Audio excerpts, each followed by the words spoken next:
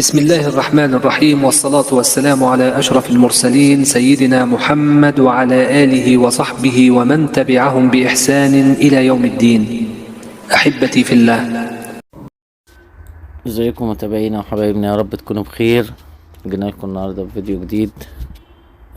متشكر لتعليقاتكم الجميله ومتابعتكم للقناه، عائلتنا الجميله. ربنا يجعله في ميزان حسناتنا وحسناتكم. متشكر اوي على التعليقات الجميله. النهارده معانا قصه جميله كده مع جوله كده. النهارده انا رايح بقى زي ما انتم شايفين طريق جديد ومكان جديد. هننزل بقى النهاردة وسط البلد ومصر الجديدة، شبرا مصر ورمسيس والتحرير. كل متابعينا في كل مكان، يا رب تكونوا بخير. ونشكر بقى كل اللي بيعلق كويس واللي بيعلق وحش على راسي برضو. وطبعا كل واحد حر زي ما قلنا، حر في رأيه، ورأيه حلو ووحش كل واحد حر. بس هي معانا قصة جميلة كده، ومعانا موعظة.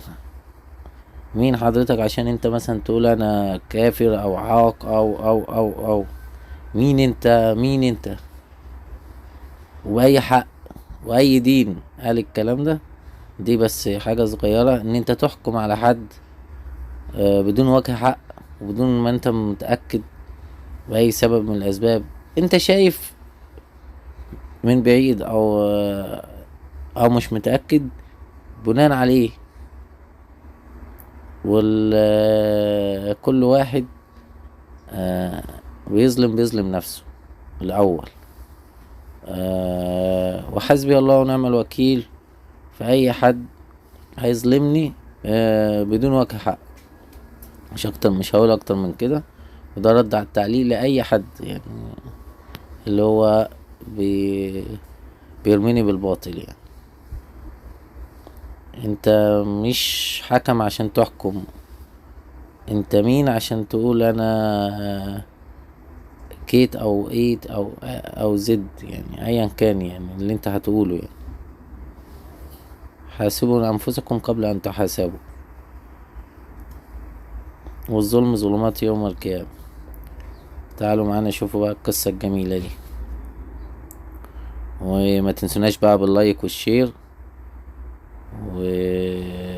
والمشتركش عندنا يشترك. ويا رب يكون في ميزان حسناتنا المعلومة اللي بنقدمها. والقصة اللي هتيجي معانا دي دلوقتي تعالوا نشوف. وأسكنهم. أصاب الكبر الشديد رجلا تجاوز 80 من العمر، فأصبح في بعض الأحيان يفقد وعيه وذاكرته حتى يصبح كالمجنون، ثم تعود إليه، وهكذا. كان هذا الرجل قد قام بتزويج أولاده الثلاثة وأسكنهم في نفس البيت الذي يعيش فيه، ولكن زوجات أبنائه شعروا بضيق شديد من وجود هذا الأب، ولذلك وضعت الزوجات الثلاث خطة لطرد هذا الأب، وألححن على أزواجهن إلحاحا شديدا حتى يتقبلوا هذه الخطة، وهي الذهاب بأبيهم إلى دار المسنين عندما تأتيه الغيبوبة. وبالفعل استجاب الأبناء لزوجاتهم، وعندما أوشك الأب على الدخول في الغيبوبة ابتسمت الزوجات وقلن له: سوف نأخذك لدار للعلاج. وبعد أن راح الأب في غيبوبته هنأت الزوجات الثلاث بعضهن في فرحة كبيرة، وذهب الأبناء بوالدهم إلى دار المسنين، وقالوا للمسؤولين: إن هذا الرجل وجدناه في الطريق ونريد أن نكسب الأجر فأتينا به عندكم. يا أيها الإنسان ما غرك بربك الكريم الذي خلقك فسواك فعدلك في أي صورة ما شاء ركبك ركبك كلا بل تكذبون بالدين وإن عليكم لحافظين كراما كاتبين يعلمون ما تفعلون. رحب الدار المسنين بهذا الأمر على أنهم بالفعل وجدوا هذا الرجل بالطريق، وليس له أحد إلا هؤلاء الذين جاءوا به لهذا المكان. وعند خروجهم قالوا لبواب الدار: إذا مات هذا الرجل فهذا رقم البيت ورقم الجوال، فاتصل بنا. عادت الذاكرة لهذا الأب، فنادى على أبنائه الثلاثة ليحضروا له ماء للوضوء، فجاء المسؤول والممرضون إليه وقالوا له: أنت في دار المسنين. سألهم الأب: متى أتيت إلى هنا؟ قالوا: أتيت في يوم كذا، وذكروا له أوصاف الأبناء الذين جاءوا به. قال الأب بحزن شديد: هؤلاء أولادي الثلاثة. ثم رفع يديه ودعا عليهم: اللهم كما فعلوا بي هذا الفعل، اللهم فأرني وجوههم تلتهب نارا يوم القيامة واحرمهم من الجنة. ثم طلب الأب المدير المسؤول بالدار، وكتب جميع عقاراته وأملاكه وقفا لهذا الدار، ولم يتحمل هذه الصدمة وتوفي في الحال. فرح الأبناء بعدما اتصل بهم البواب وأعطوه مبلغا من المال، وذهبوا فرحين ليستولوا على أملاك أبيهم، ولكنهم فوجئوا برجال الأمن يوقفونهم ليخبروهم أن هذه الأملاك كلها أصبحت ملكا لدار المسنين، بل ويجب على كل منهم أن يخرج من شقته التي يسكن فيها. هذا في الدنيا قبل الآخرة. إن الله لا يظلم الناس شيئا ولكن الناس أنفسهم يظلمون. شيخ عجوز يجلس مع ابنه، وأثناء حديثهما طرق الباب فجأة، فذهب الشاب ليفتح الباب، وإذا برجل غريب يدخل البيت دون أن يسلم، متجها نحو الرجل العجوز قائلا له: اتق الله وسدد ما عليك من الديون، فقد صبرت عليك أكثر من اللازم. ونفد صبري. حزن الشاب لرؤية أبيه في هذا الموقف السيء، وأخذت الدموع تترقرق في عينيه. ثم سأل الرجل: كم على والدي لك من الديون؟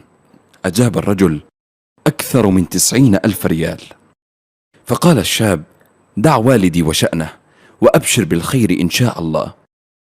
ثم اتجه الشاب إلى غرفته ليحضر المبلغ للرجل، فقد كان بحوزته 27,000 ريال، جمعها من رواتبه أثناء عمله، وقام بادخارها ليوم زواجه الذي ينتظره بفارغ الصبر، ولكنه آثر أن يفك به ضائقة والده.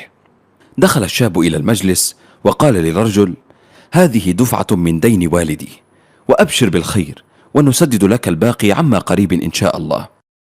بكى الشيخ بكاء شديدا، طالبا من الرجل أن يقوم بإعادة المبلغ إلى ابنه، فهو يحتاجه، إلا أن الرجل رفض أن يلبي طلبه. فتوجه الشاب إلى والده وقبل جبينه وقال له: يا والدي، قدرك أكبر من ذلك المبلغ. في اليوم التالي، وبينما كان الشاب في وظيفته متعبا، زاره أحد أصدقائه وقال له: كنت بالأمس مع أحد كبار رجال الأعمال، وطلب مني أن أبحث له عن رجل أمين وأخلاقه عالية، ولديه طموح وقدرة على إدارة العمل بنجاح، فلم أجد شخصا أعرفه يتمتع بهذه الصفات غيرك أنت، فما رأيك في استلام العمل؟ امتلأ وجه الشاب بالبشرى. وفي المساء كان الموعد المرتقب بين رجل الأعمال والشاب، وارتاح الرجل له كثيرا، وسأله عن راتبه، فقال له: راتبي عبارة عن 5,000 ريال. فرد الرجل عليه: اذهب صباح غد وقدم استقالتك، وراتبك من الآن 15,000 ريال، بالإضافة إلى عمولة على الأرباح وبدل سكن وسيارة من أحدث الطراز، وراتب 6 أشهر تصرف لك لتحسين أوضاعك. فما إن سمع الشاب هذا الكلام حتى بكى بكاء شديدا وهو يقول: أبشر بالخير يا ولدي. سأله رجل الأعمال عن السبب الذي يبكيه، فروى له ما حصل قبل يومين، فأمر رجل الأعمال فورا بتسديد ديون والده، وهذه هي ثمرة من يبر والديه. ما عندكم ينفد وما عند الله باق ولنجزين الذين صبروا أجرهم بأحسن ما كانوا يعملون. من عمل صالحا من ذكر أو أنثى وهو مؤمن فلنحيينه حياة طيبة ولنجزينهم أجرهم بأحسن ما كانوا يعملون. إيجابيا، ومتى يكون تدخل الأهل سلبي؟ والله لو ما يتدخلوا أحسن. أبدا أبدا إلا ما رحم ربي. يا سيدي اليوم ثقافة الوالدين لا تقوم على إطفاء النيران. ثقافة الوالدين اليوم أو الأهل إلا ما رحم ربي، أنا بظل دائما أقول ثقافة الأهل تقوم اليوم لا على إطفاء نيران الأسرة، ولكنها تقوم على أساس تحصيل الحقوق. هذه مشكلة. يعني اليوم الوالدين بدل ما يكونوا سبب في حل مشكلة أصبحوا جزء من المشكلة. إحنا تعرض علينا قضايا كثير بيكون الزوج وزوجهم يرجعوا لبعض بس أهله معارضين، إلا يعمل كذا وإلا يعمل كذا، أو أهله هم المعارضين على رجعة البنت. الوالدين يجب أن يعلم أن تجربتهما الشخصية في الزواج مختلفة عن تجربة أولادهم. إحنا مشكلتنا بننقل تجارب خاطئة، في أكثر الأحيان لو إذا لم يتدخل الأهل الناس بخير. طب كيف بدنا نفهم قول الله تعالى حكم من أهله وحكم من أهله؟ لما كان في حكم، لما كان في حكماء. لا بس هي قاعدة يا سيدنا عمر يومها، سيدنا عمر يومها لما تزاعل رجل ومرته ودى حكام اثنين، قال لهم قالوا والله يا أمير ما وجدنا لهما إلا الطلاق، وهذيك العصا يسحبك سلخ على ظهورهم، سلخ اذبح. ليش؟ قال لهم الله بيقول إن يريد إصلاحا يوفق الله بينهما، والله ما انتم دورين صلح. الله بيقول عن الحكمين إن يريد إصلاحا، إذا النوايا سليمة راح تصلحوا، أنتم مش دورين إصلاح. وين الأهل اليوم بتدخل بالإصلاح؟ إلا ما رحم ربي. طبعا الأمور لا تخلو، لكن على أغلب الأحيان أنا بقول نداء إلى الأهل: لا تتدخلوا في مشاكل أولادكم ولا تنقلوا إليهم سوداء خبرتكم. إلى الله كمان هي اللي تيجي لبيتي وتعتذر بالطريقة اللي أنا أشوفها، هنتني قدام الناس، تطيب خاطري قدام الناس. هي أمك مش أعظم من سيدنا الحبيب صلى الله عليه وسلم. سيدنا الحبيب صلى الله عليه وسلم حقوق متوازية متساوية. أرجو نفهم الكلام وما نقطعوش وما نجتزئهوش. أمك تدخلك الجنة وتدخلك النار، وزوجتك تدخلك الجنة وتدخلك النار. ركزوا في الكلام ده. مفيش عندنا في الإسلام تداخل في الحقوق، في عندنا حقوق متوازية متساوية. الإسلام أقر لأمك حق وأقر لمراتك حق. طيب يا عم الشيخ، أمي غلطت مرة واثنين وثلاثة وعفت الزوجة مرة واثنين وثلاثة، خد بالك عفت، مش اتلوى دراعها بالمعيشة أو بعيالها أو بالطلاق أو بعدم الكلام أو بالهجر أو بقلة الأدب والنكد، لا، هي عفت إكرام ليك، جبرت خاطرك أنت زي هدير ما بتقول وبتدعي، راحت مرة واثنين وثلاثة. جزاها الله خيرا ولها كل الشكر والتقدير من البشر ثم من العليم العلام في الآخرة إن شاء الله. طيب السؤال الأهم، أمي غلطت وإحنا كلنا مقرين إنها غلطت، بس خلي بالك يا عم الشيخ، ما ينفعش أمي تيجي تعتذر لمراتي. مين اللي قال؟ أنت. يبقى أنت بترتكب اسم عظيم. أمك، يبقى هي أمك تسمع الحلقة دي خدتها العزة بالاسم. اللي غلط يجي يعتذر. إزاي يا عم الشيخ؟ يلا السوشيال ميديا اللي الصحافة، يلا فابريكو. إزاي شيخ أزهري يطالب الأم بالاعتذار للزوجة؟ يا حبيبي لما تغلط تروح وتعتذر، مش انا اللي اروح لها، كمان هي اللي تيجي لبيتي وتعتذر بالطريقه اللي انا اشوفها، هنتني قدام الناس، تطيب خاطري قدام الناس. هي امك مش اعظم من سيدنا الحبيب صلى الله عليه وسلم؟ سيدنا الحبيب صلى الله عليه وسلم في اعمى نزلت قصته في القرآن في سورة عبسة، جاي للنبي صلى الله عليه وسلم وقاعد مع النبي صلى الله عليه وسلم، فالنبي لقى وفد من قريش داخل، فقام ساب الأعمى بدون استئذان طمعا في أن يسلم هذا الوفد. فالأعمى عز عليه، كان اسمه سيدنا عبد الله بن أم مكتوم، قال له: وانا قليل القدر، انا قليل عشان النبي يسيبني ويقوم لدول؟ ما ينفعش. تاني يوم ما صلاش ورا النبي عايز يروح له، قالوا له: ما ينفعش، انك لعظيم القدر جليل المنزله يؤتى اليك. تالت يوم ينزل القرآن: عبس وتولى أن جاءه الأعمى وما يدريك لعله يزكى أو يذكر فتنفعه الذكرى أما من استغنى فأنت له تصدى وما عليك ألا يزكى وأما من جاءك يسعى وهو يخشى فأنت عنه تلهى.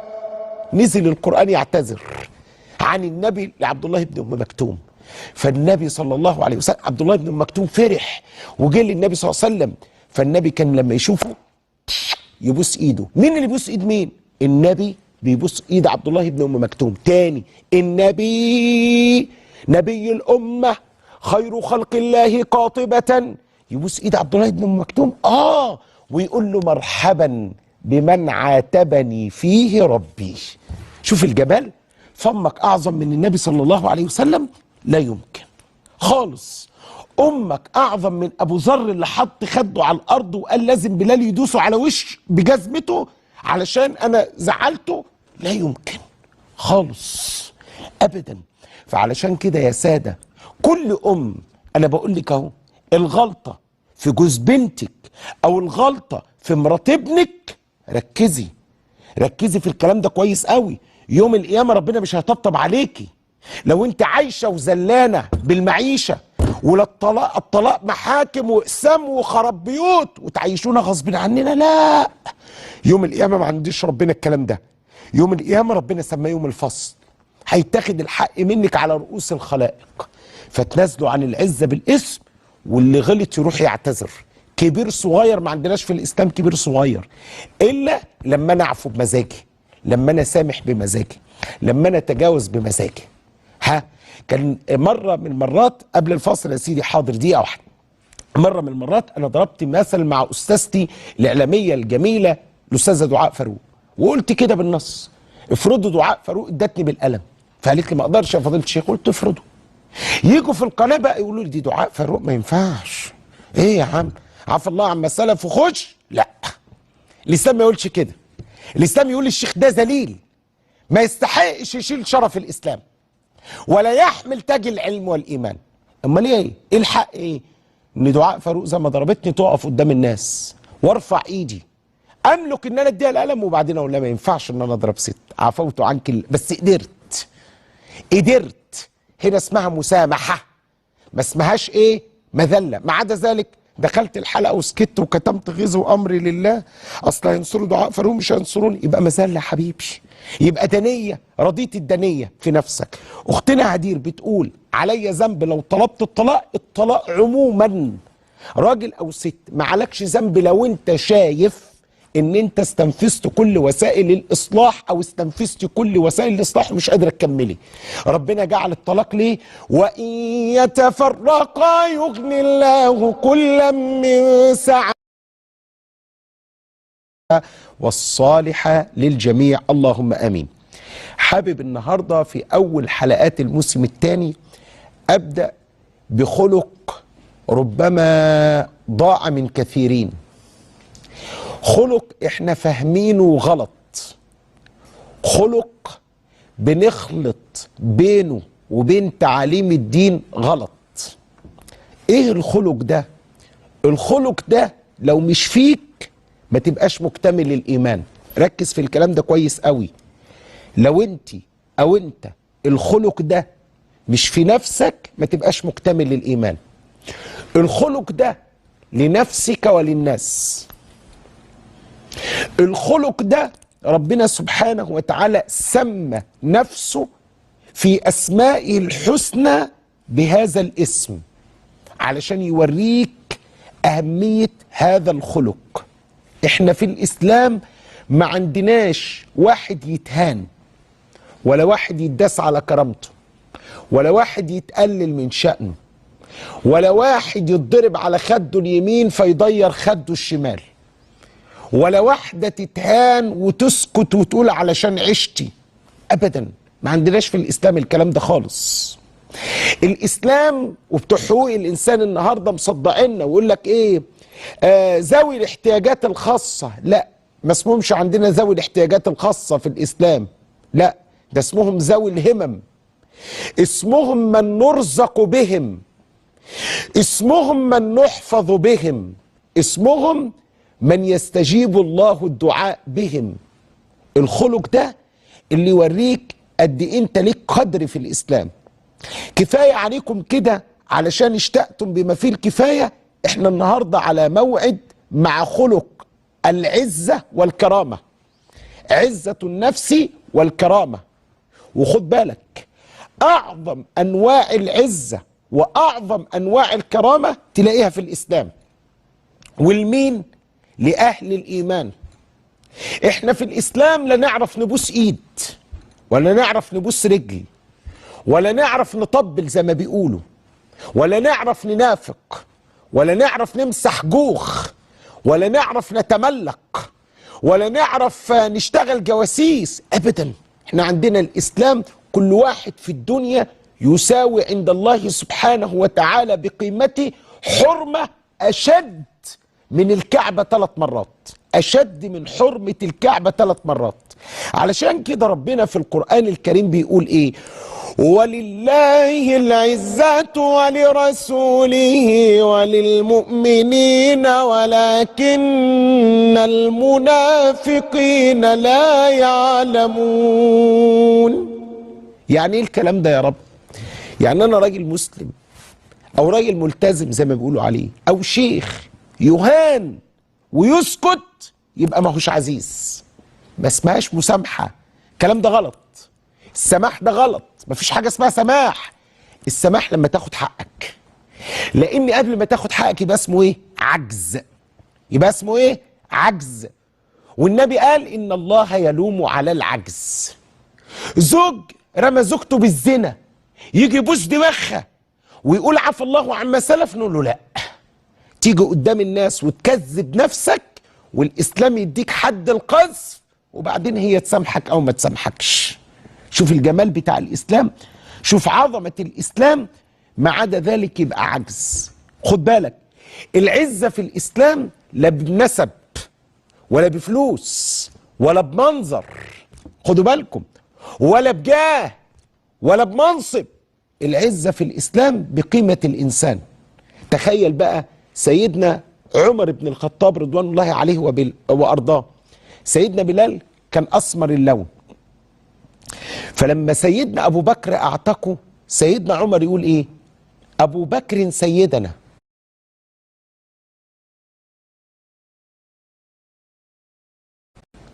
وأعتق سيدنا. يا الله، شوفوا الجمال.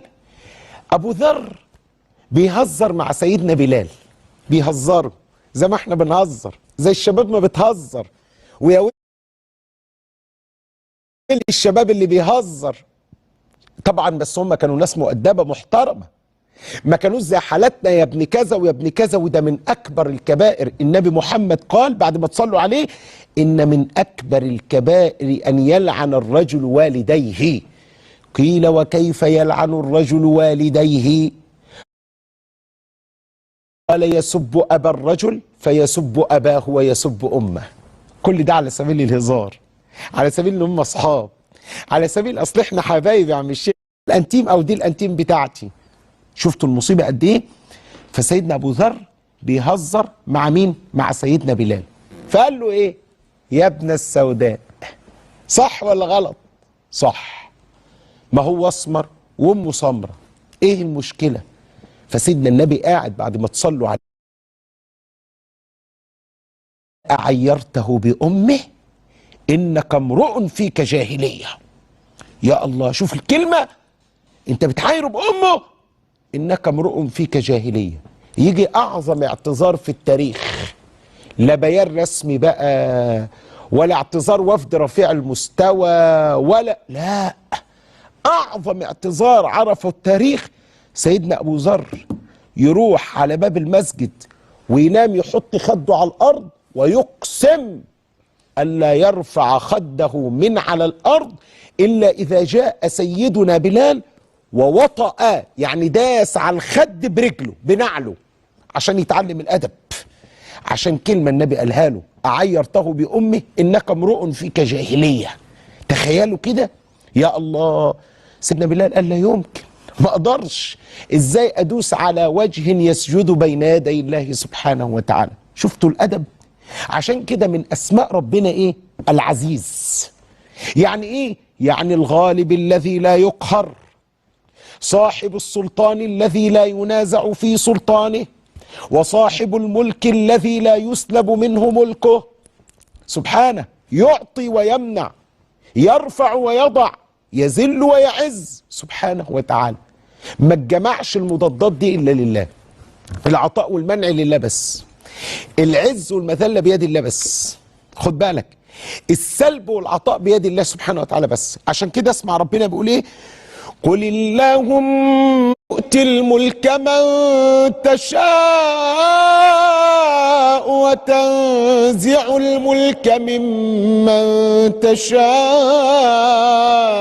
وتعز من تشاء وتذل من تشاء بيدك الخير إنك على كل شيء قدير. فاحنا هنجاوب بما وصلنا. اي انسان زعلان مع ابوه او امه او مع اخواته عشان حقه ان يطالب به وان ياخذه، الاسم والذنب على من قاطع لانه امتنع عن اداء الحق. يبقى الست دي اذا كانت صادقه، واحسبها صادقه ولا ازكيها على الله، ما عليهاش ذنب لو هي رفعت على امها قضيه عشان تاخد حقها اللي ربنا شرعه لها. ما دام الود قد فشل وما دام اللين قد فشل. ما حدش يقول لي ابويا وامي. خدوا بالكم، احنا عندنا العواطف تضيع الدين، قلت لك الكلام ده في الحلقه اللي فاتت. ايوه، العواطف تضيع الدين. سيدنا عمر بن الخطاب ماشي لقى اعزكم الله غنم حلو كده بياكل وبيشرب. بتاع مين ده؟ قالوا عمر بن عبد الله بن عمر. ضموه لبيت المال. فعبد الله بن عمر ابنه الولد بتاع ابنه فجاء الولد الصغير الراعي بتاع الغنم قال له امير المؤمنين امم الغنمات. قال له قوي على راسي. قام رايح لشريح القاضي، سلام عليكم، انا جاي ارفع قضيه على امير المؤمنين. قال له قوي. فراح الاعلان لمدير مكتب سيدنا عمر اللي هو محمد بن ابي مسلمه. فقال له يا امير المؤمنين عليك قضيه وشريح القاضي طلبك، ايه رايك نبعت نجيب شريح هنا؟ فقال عمر لا، القضاء يؤتى اليه ولا ياتي. انا متهم اروح ما يجيليش القاضي، وهذه عزه القضاء في الاسلام. طيب، فراح سيدنا عمر ووقف وحكم شريح بان عمر قد خالف الحق، وانه قد حاد عن العدل، وان نفسيته بكلام الناس تأثرت بأن هذه أغنام ولده، مع أنه يرعى كبقية الناس دون فضل ودون زيادة، فاستولى بغير حق، ويرد الغنم إلى عبد الله بن عمر ويعوض عبد الله بن عمر. فسيدنا عمر بيعاتب ابنه، قال أتشكو ولدك، أتشكو أباك يا عبد الله؟ قال حاشا، والله ما شكوت أبي، إنما شكوت ظلم أمير المؤمنين للقضاء. أنا ما اقدرش أشتكي أبويا، إنما اشتكيت مين؟ أمير المؤمنين الظالم اللي هو ظلم وحاد عن الحق، أنا اشتكيته هو. بس احنا دايما بنخلط او ماليش دعوه بالخلط بقى. لا يعني احنا ماليش نقول لك دعوة بقى بالخلط. ترفع قضيه على ابوك. راح النبي صلى الله عليه وسلم قال له اذهب فقد عققت، او قال عمر اذهب فقد عققته قبل ان يعقق.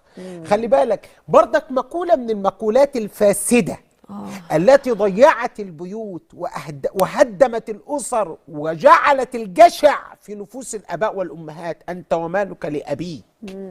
جبتوها منين وانتوا مش فاهمين معناها؟ خد بالك، أنت ومالك لأبيك دي لما أبويا يسرقني، أبويا مش هتتقطع إيده فيا. في فلوسي أنا لأ، مش هتتقطع إيده فيا. ده مبدأ في الشرع الإسلامي. إنما لما يكون أبويا مستغني، أبويا راجل بياخد معاش مثلا 3 4 5000 جنيه، وأنا راجل، لأن دي أسئلة بتجيني كتير، خدي بالك، بدعوى الإسلام وبدعوى الدين وبدعوى الشريعة وبدعاوى كثيرة. وبعدين الولد بياخد 2000 جنيه أو 3000 جنيه، أو متغرب في الخليج وطالع عينه، وأنتوا فاكرين اللي بره ده بيطبع فلوس. ما أنتش عارف الغربة بيقاسي إيه وبيعاني إيه، ما أنتش فاهم شيء. المهم يا ست دعاء، أبوه وأمه عايزين، وبعدين الولد يدي يقول لك والله بيتي محتاج، ولو ما اديتش تبقى ملعون. لا يا حبيبي، ما تديش وما عليكش حاجه شرعا، ومحدش هيقاضيك يوم القيامه قدام ربنا، لان هم مش محتاجين. انما احنا انتقلنا من باب البر الى باب الايه؟ الطمع والجشع، وده ما امرش بيه ربنا. بس ولا الناس تقول لك ده يتعارض مع انت ومالك لابيك. ما هو انا قلت لك انت ومالك لابيك ازاي؟ دلوقتي تاني انا ابن دعاء، دعاء بقى لما ربنا كرمها دخلت بيتي وخدت 10000 جنيه، لو خدهم الغريب تقطع يده. في دعاء لا، لأن الأصل أني ملك لها. مش الأصل إن دعاء تستولى على فلوسي، مش الأصل إن أبويا ياكل فلوسي، مش الأصل إن أبويا ياكل ميراثي، مش الأصل إن أبويا يخرب بيتي، مش الأصل إن أسيب بيتي جعان وأروح قد أبويا علشان، خلي بالك، علشان يجوز أخويا. أنا مالي عنه ما اتجوز، أنا مالي زي ما أنا تعبت وشقيت هو يتعب ويشقى.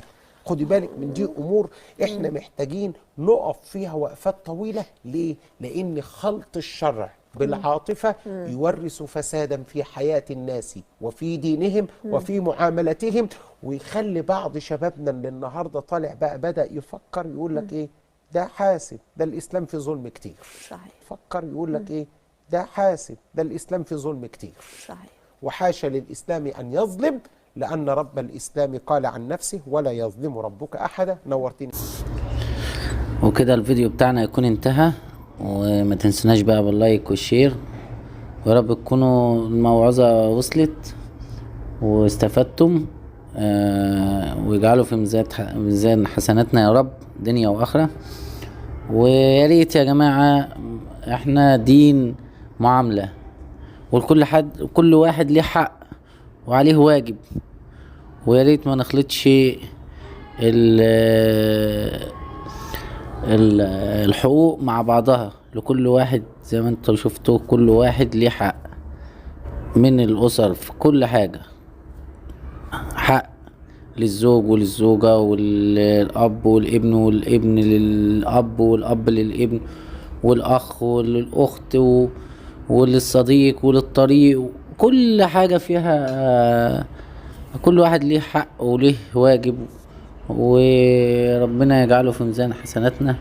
وعمر ما كان ربنا حرم على نفسه الظلم، فعمره ما هيظلم حد لحد، ولا هيجير على حد لحد، ايا كان هو مين او صفته ايه.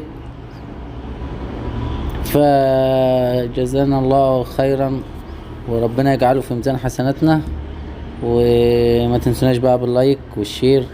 عجبكم الفيديو اللايك جميل، ومتشكر لتعليقاتكم.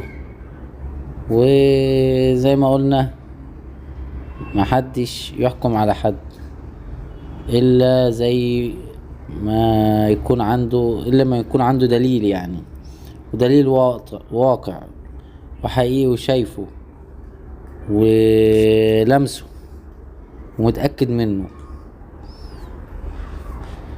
بلاش نتخلع بالمظاهر ونحكم بالمظهر العام. الله أعلم بنفوس العباد، وكل واحد